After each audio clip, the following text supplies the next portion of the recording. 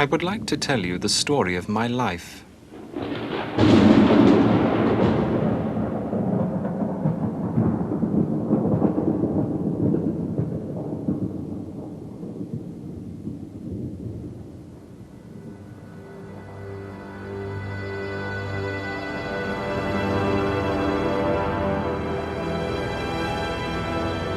I was a 25-year-old man when I became a vampire, and the year was 1791. We were living in Louisiana then. We'd received a land grant and settled 2 indigo plantations on the Mississippi, very near New Orleans. Our life there was both luxurious and primitive.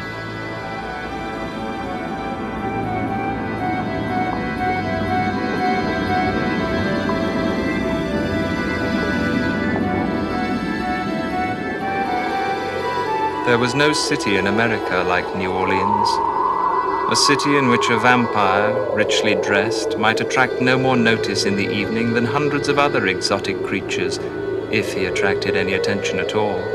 If anyone stopped to whisper behind a fan, "That man, how pale, how he gleams, how he moves, it's not natural." A city in which a vampire might be gone before the words had even passed the lips.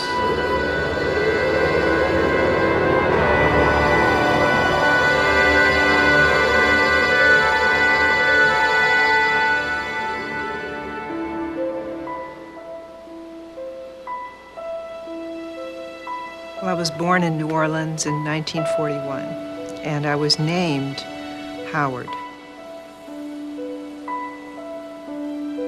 I was the second, and my mother and father really felt that Howard was going to be a great name of distinction for me. They felt that it was going to bring me extraordinary good fortune. So they named me Howard Allen O'Brien, and I was baptized in St. Alphonsus Church in New Orleans.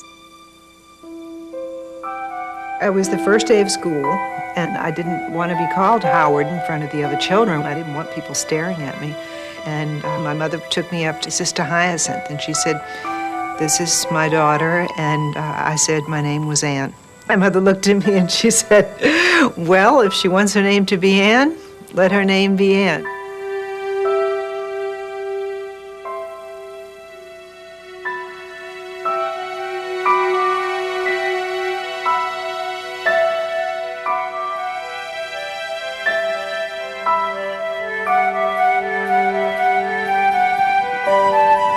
My vampire nature has been for me the greatest adventure of my life. All that went before it was confused, clouded. I went through mortal life like a blind man groping from solid object to solid object. It was only when I became a vampire that I respected for the first time all of life.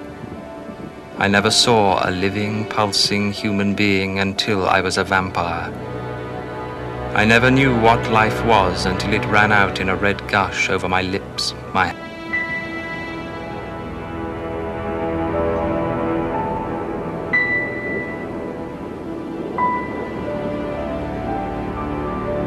Well, I know when I had this dream, I was about 4 years old, and it concerned this kind of gloomy area. There were a couple of old houses back there that weren't painted, and I remember there was one house where an old lady lived who had only oil lamps, which I thought was very frightening. She had no electricity. And in the dream, for some reason, I was wandering back there, maybe trying to get home, I'm not sure. And up the street from my house came this woman walking with a prayer book in her hands, and she appeared to be made of complete white marble. And I remember asking, "Is that my grandmother?" And someone in the dream said, "No, that's somebody from previous generations who was walking in our time."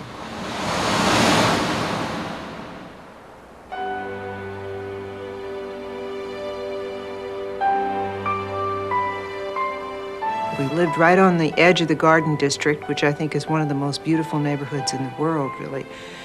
And it's filled with very, very large houses, which are fairly crowded together on small lots that have very, very well-developed gardens. And I grew up wandering through the neighborhood, loving those houses, really. They had a profound impression on my imagination. They had a profound impression on my personality.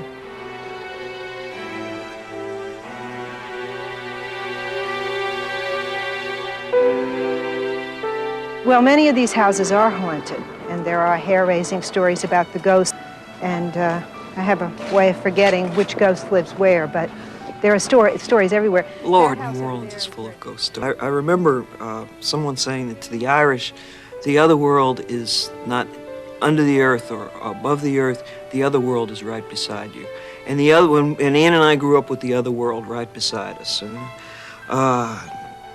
everyone believed in ghosts.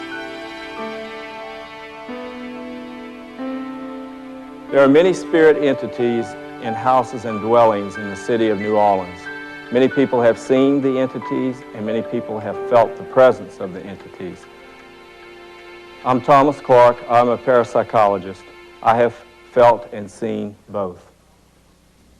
This is the Upper Pentava building, one of the oldest apartment buildings in the United States. I'm a resident here. There are many spirit entities here, and due to an unresolved event within their life structure. I was going from my bedroom into the kitchen, and I felt like I was in a crowded dance floor and formal attire. And there was a lot of ectoplasm, a lot of foggy mist, and it was very exciting, and I just walked through.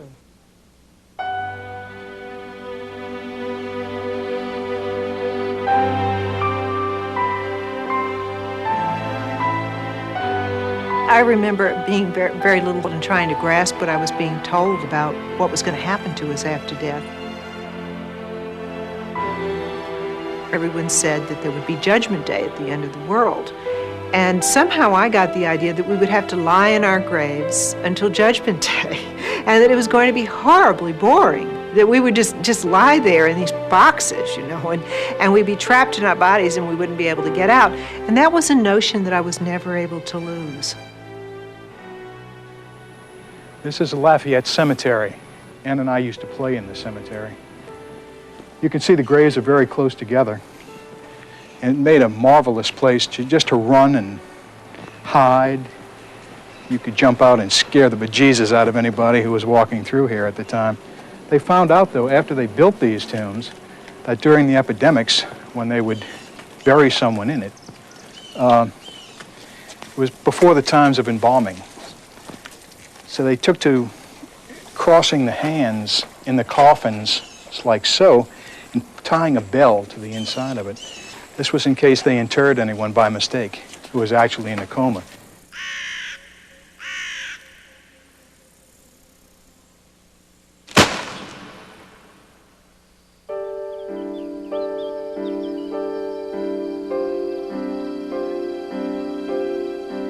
Well, we lived at 2301 St. Charles. It's right on the corner of St. Charles Avenue, which is one of the busiest streets in New Orleans. My earliest years, of course, were years alone with my mother. My father was away in the war, and I remember a sort of idyllic time, really, with just a house of women.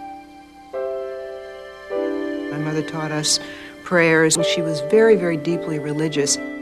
She had long, dark hair and very large eyes. She had a very expressive face and a beautiful voice, and she was the finest storyteller of anybody that I've ever known.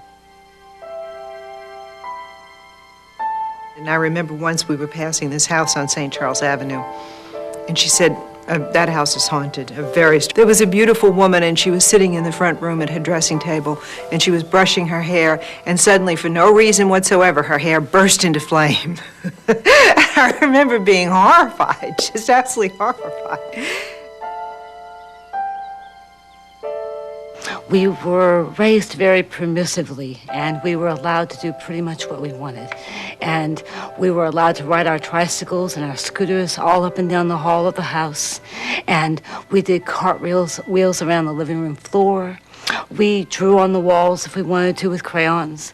She had some very strong ideas about rearing 4 geniuses. That's what she wanted us to be, and she would even remind us that behind every great person is a great mother. To remember her when we became great people. Never lived.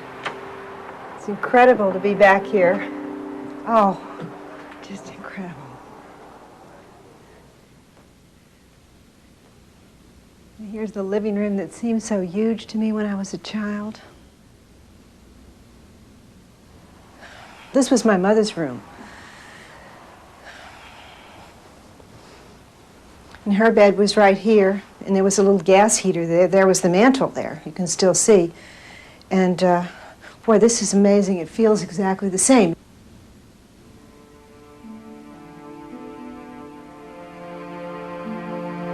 She was afraid of the dark. Sometimes I would stay up with her at night because she was afraid to be alone. She was afraid of rats and mice, of which there are plenty in New Orleans. She was a very frightened person. He came in from the courtyard, opening the French doors without a sound. A tall, fair-skinned man with a mass of blonde hair and a graceful, almost feline quality to his movements. He stepped close to my bed and leaned down so that his face was in the lamplight, and I saw that he was no ordinary man at all. His grey eyes burned with an incandescence, and the long white hands which hung by his sides were not those of a human being. I think I knew everything in that instant. I forgot myself totally.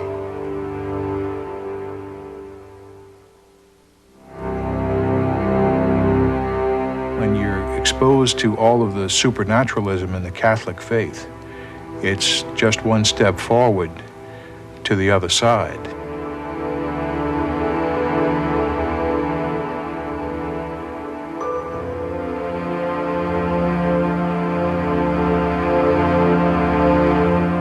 Spirits haunt houses sometimes. They follow people around and then enter with the people. So I'm going to prepare a solution to cleanse the house, to remove any negativity or evil eyes, evil thoughts, evil tongues, evil minds, witchcraft, any form that would be not good for the people here. So I'm going to prepare the wash with some ammonia. This is called cascarilla, which is made from holy water, and we also call it a peace powder. We always use rum.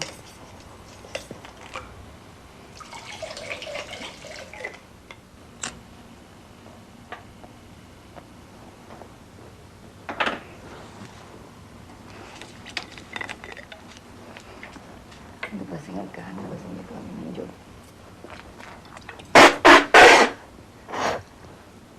It's the blessing of God and blessing of my guardian angel, blessing of the guardian angel of all the people here, with the blessings of Rimalino, with the blessing of Santa Rayo, with the blessing of Temlatera, the blessing of Mamachulo, the blessing of Madre Agua, blessing of Saravana, blessing of Lutecito, blessing of all the 7 African powers. Campala Luisa se rompió, yo manda mi ganga compone, Áfrico florido, vi medio, onde viva. Madre Agua, vivo yo, Campala Luisa se rompió, yo manda mi ganga compone. In New Orleans, we grew up with a strange mixture of Irish Catholicism, mysticism, and some very powerful voodoo.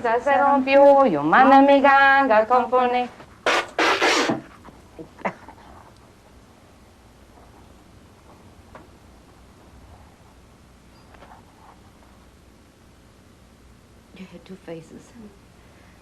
A lady with long hair and a man with a mustache joined.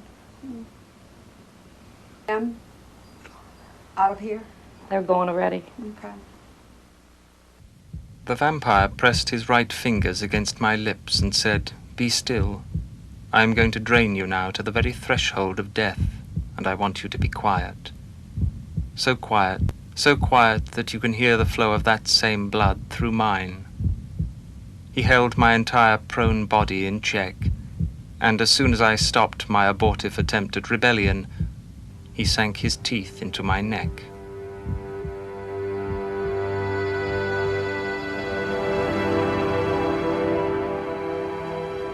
When I was a child, I was very intensely religious.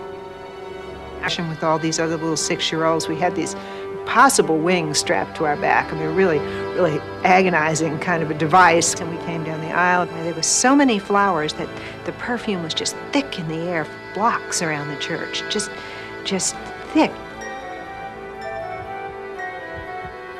Candles burned in the upstairs parlor, and oil lanterns swayed in the breeze on the gallery. All of this light coalesced and began to shimmer as though a golden presence hovered above me, suspended in the stairwell.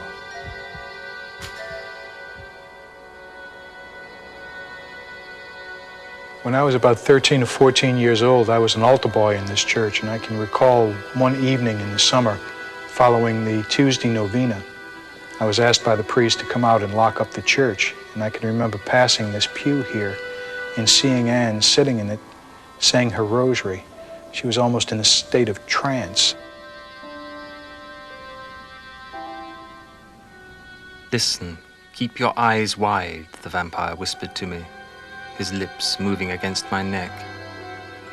I remember that the movement of his lips raised the hair all over my body, sent a shock of sensation through my body that was not unlike the pleasure of passion.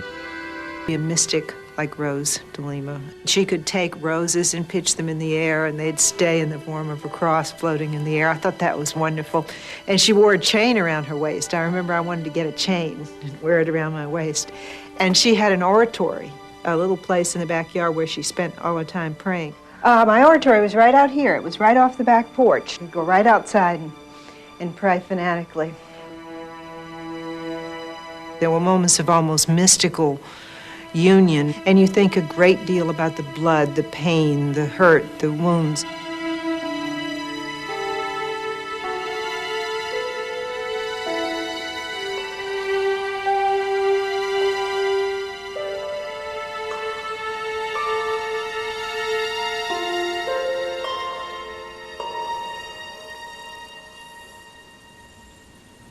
It was obvious that my mother was staying drunk, at least 3 to 6 months out of the year. She didn't drink and be, a little fuzzy sometimes. Catherine drank herself into a stupor and stayed that way for months.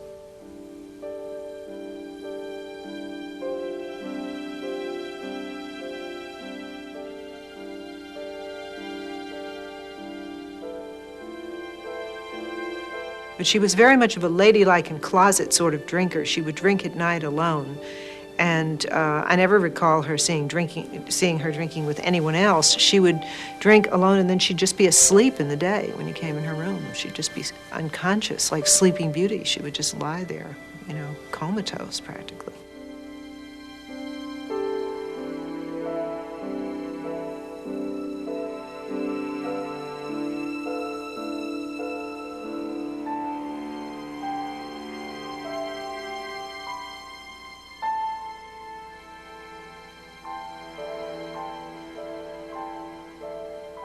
We were lying on the bed together, and she asked me to say the rosary with her. And she said that this alcohol was like a craving in the blood, that her father had it, and then she had it. And I remember she was very frightened.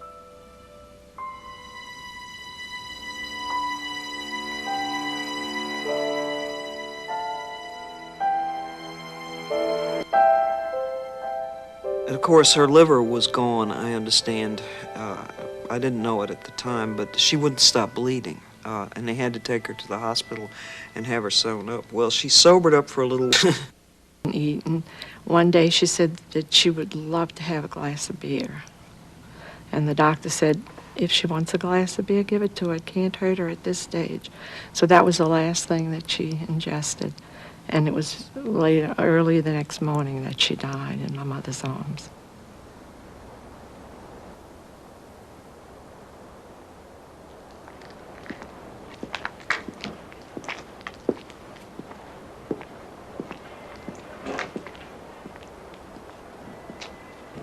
I think at the funeral, which was not very large and was not very well attended, as I recall, the children were more or less known. Anne, I think, just stood there and watched everything. She became, I think, that day more of a spectator than anything else.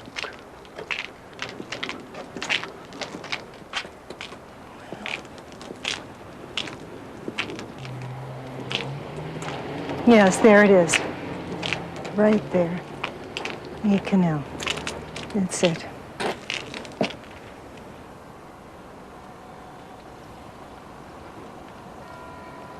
It's a comfort to know it's undisturbed.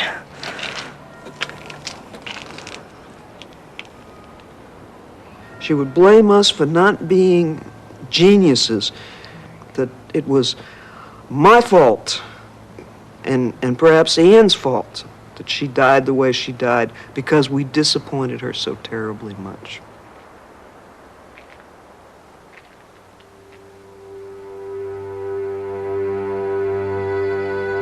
I felt his teeth withdraw with such a keenness that the 2 puncture wounds seemed enormous, lined with pain. And now he bent over my helpless head, and taking his right hand off me, bit his own wrist. The blood flowed down my shirt and coat, and he watched it with a narrow, gleaming eye. He pressed his bleeding wrist to my mouth, said firmly, a little impatiently, "Louis, drink." I drank, sucking the blood out of the holes, experiencing for the first time since infancy the special pleasure of sucking nourishment. I saw nothing but that light then as I drew blood. And then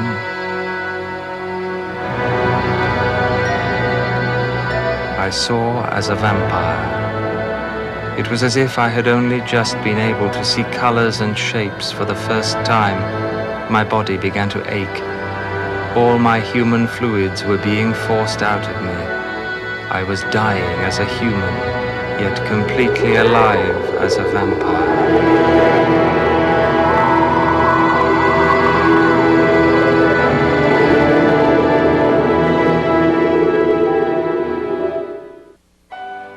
I left New Orleans when I was almost 16, and I said goodbye to a really gothic, atmospheric sort of childhood and discovered America, sort of, in the suburbs of Texas, where I went to high school.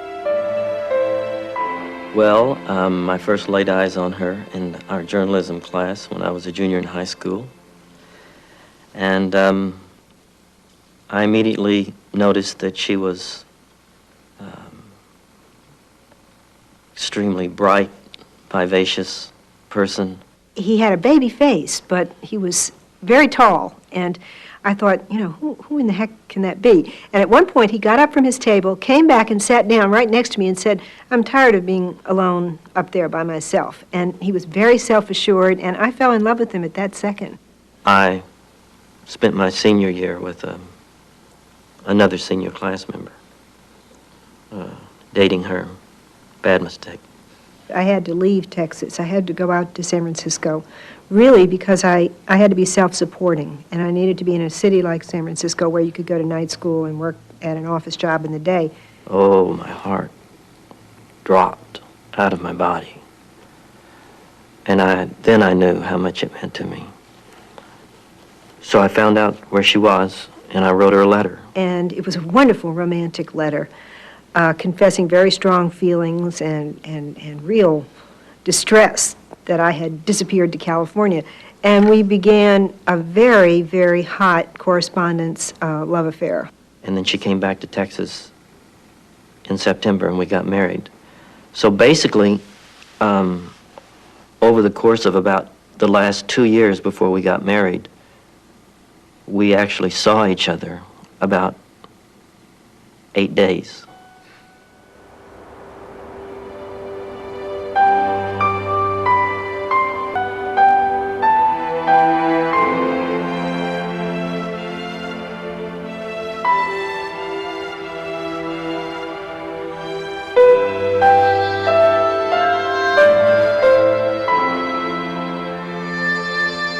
The flower children thing sort of happened. The hippie were living in Haight-Ashbury, and it happened around out on the street and see a few kids with long hair asking you if you had any spare nickels. And then by the end of the summer, to see that the entire world had descended on the Haight-Ashbury.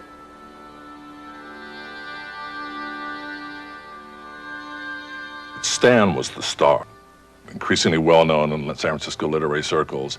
Anne was, I think, in the eyes of a lot of people, a lot of their friends, of Stan's friends.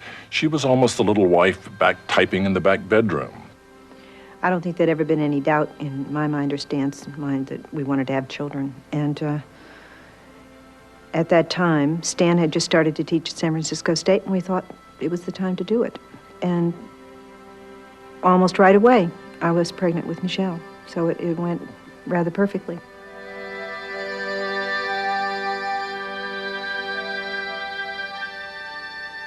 She was, I think, the most beautiful child I ever saw.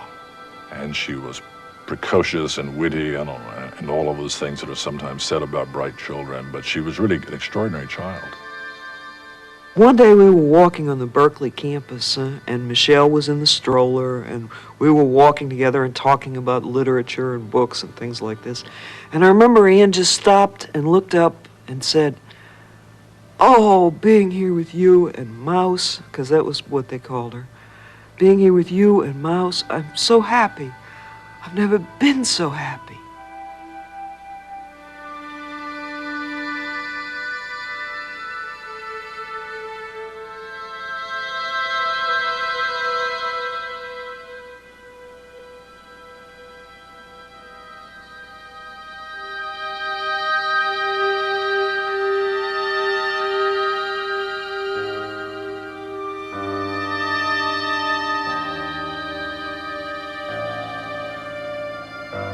Am I damned? Am I from the devil? I was asking myself over and over. What have I become in becoming a vampire? And all the while my thirst grew hotter. My veins were veritable threads of pain in my flesh. My temples throbbed, and finally I could stand it no longer. I stood in an empty, desolate street and heard the sound of a child crying. Kathleen Randon, 4836. Kathleen Randon, 4836. This increase in number. So you can imagine in the blood, instead of having 5,000 white blood cells per cubic millimeters, you have 1,000,000 white blood cells. And the blood that flows to the brain is stopped, it gets clogged. They get damage to the brain, damage to the liver, and as I said, these cells are non-functional. So they can't fight infection, they can't stop from bleeding. It's in a way you eat up your own normal cells.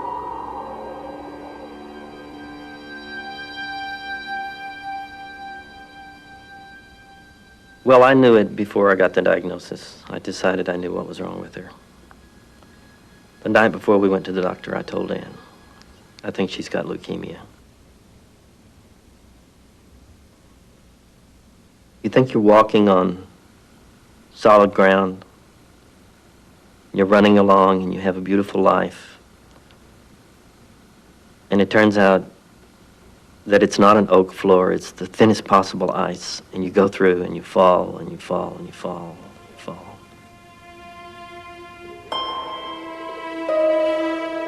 She was only 5 at most and very thin, and her face was stained with dirt and tears.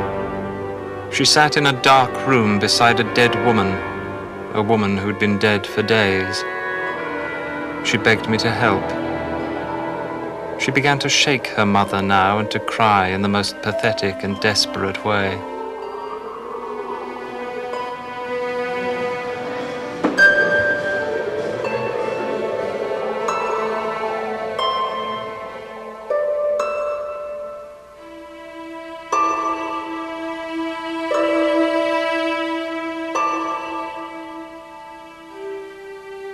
Stan and Michelle met me at the plane. She'd grown some in that time, so that's my first impression was, of course, she'd simply grown up a bit. Her cheeks were kind of puffy and round a little bit, but maybe no more than a child, not necessarily the obvious effects of the chemotherapy, but she was wearing a little knit hat. And we were walking from the gate, the terminal, into the baggage claim area, and Stan and I were talking, and she was kind of swinging. And about the time we got to the baggage area, she suddenly said, whipped off his hat and said, "Look, I'm bald." And said it with this big grin, and there are no words for that moment.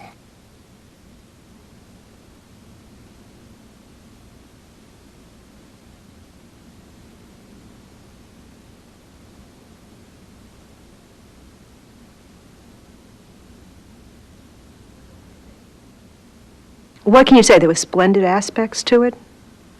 There were precious moments. We were privileged to to possess something that beautiful that meant that much? There was a thrilling quality to that?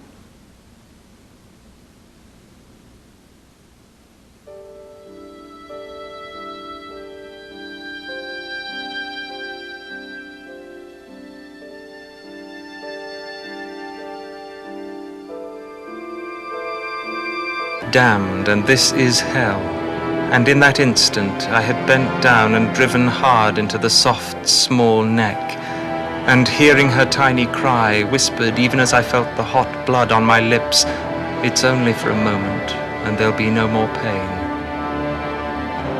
I heard her heart in that terrible rhythm, and subtle, but the rapid, tenacious heart of a child, beating harder and harder, refusing to die.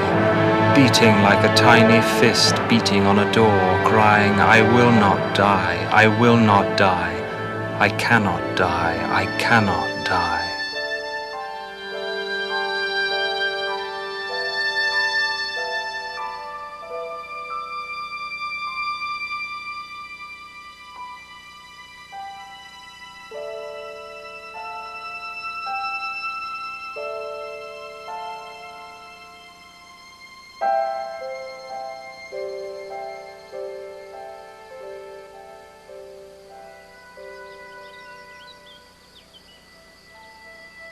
I don't think Anne wanted to go on living. You know, she got Guillain-Barré syndrome, and I think she tried to die.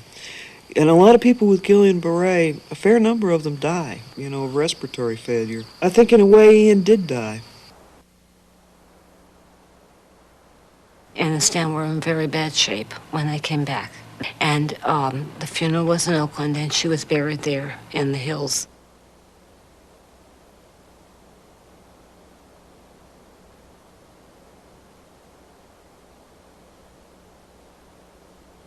For weeks after Michelle died, Anne and Stan just...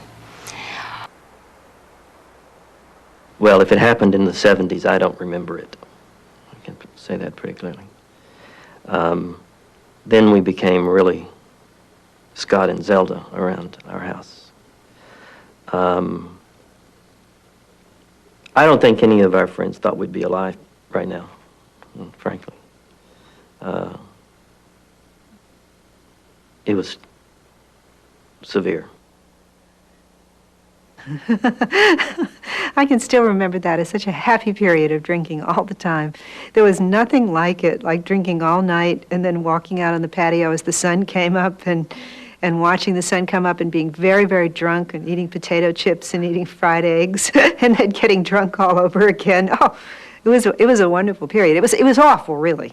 You know, I think alcohol betrays you very, very fast as a drug. I mean, the days of wine and roses are really brief. You know, very quickly you're into sickness and gastrointestinal pain and nightmares and inability to sleep, and you pass out, but you sleep for 2 hours and then you're up again.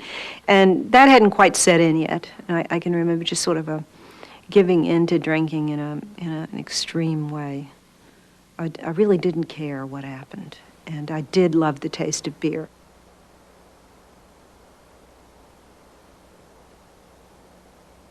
So Mouse had been dead for 3 years. We were drinking at our heaviest. And she seemed to be in a very hyped state. She would come out of the room and say that she was working on this vampire story. All night. For weeks. The lights were all on. She was going away on the typewriter. I fell asleep. So finally she finished it. And she brought it in for me to read. I read it approximately one sitting, one day. And when I turned the page over, the last page over, just like lights at Times Square going across the board, I just saw the words, "Our life will never be the same." It's absolutely, my life would never be the same. And it never was.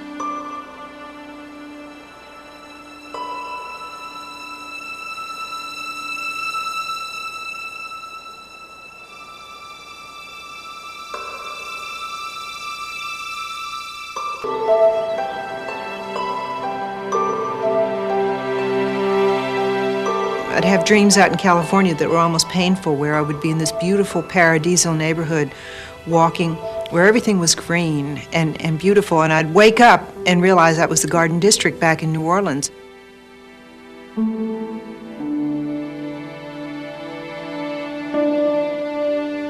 Plantation house where all the family could come, you know, and there would just be, I don't know, buildings everywhere, and people would be in the buildings, a compound. And I had seen St. Elizabeth's for sale, but I had always imagined. It's a castle. It's like an obsession with owning a castle. The place was falling down from neglect. I can't tell you what it means to a woman to save a house. It means something beyond my ken. I don't think men exactly know what houses mean to women. It's goes beyond a nest or any such thing. It's a place of where much history went on, many souls dwell, and it's like she's saving the dead. She's saving life. I believe that she's probably chosen this St. Elizabeth's because she'll never get finished with it. You know, it will be a project that she can keep going on for a long, long time, restoring this very big building. I think that's one reason she bought the orphanage. I don't think she wants peace. I think peace to Anne would be death.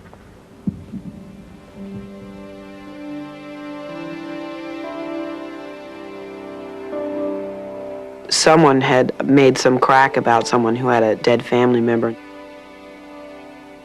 The teacher said, you shouldn't make cracks about that because certain people in here have had dead family members who have died, and so-and-so had an uncle who died, and Chris had a sister who died. I went, what? And her face went blank. And I remember saying, and I remember saying twice, I certainly did not, I certainly did not. And she took me out in the hall and told me that I did.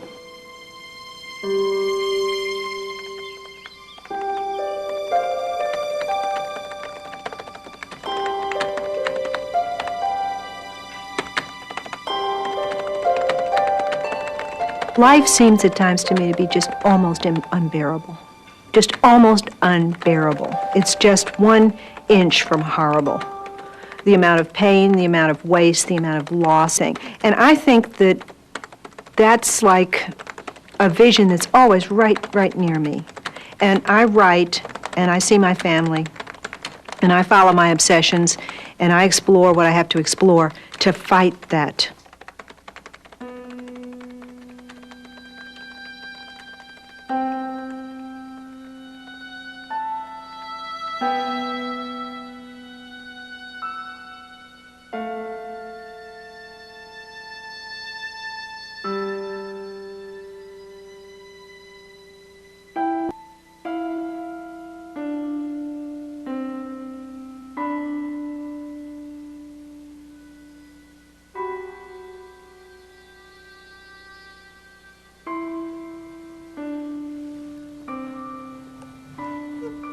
When I met her, she had a fantasy life that she'd had since she was a little girl. She would keep a narrative going at all times. And when I would walk in the room and I would see a certain expression on her face, I knew she was in her. She tells me that dream world is starting to die out, incidentally.